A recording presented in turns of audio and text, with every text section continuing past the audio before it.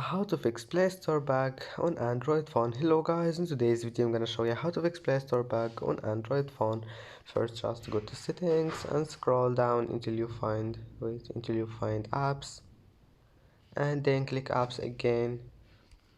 Now just scroll down and here you will find the Google Play Store. Click on it and then just click storage, and here you will find clear cache. Click on it and then click force stop. Now just go to permissions and you need to allow all of those here, and now just go back and restart your phone, and now your problem must be fixed.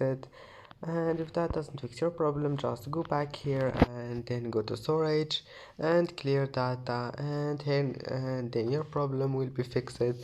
And that's it for today's video. If you like this video, don't forget like and don't forget subscribe, and see you in the next video.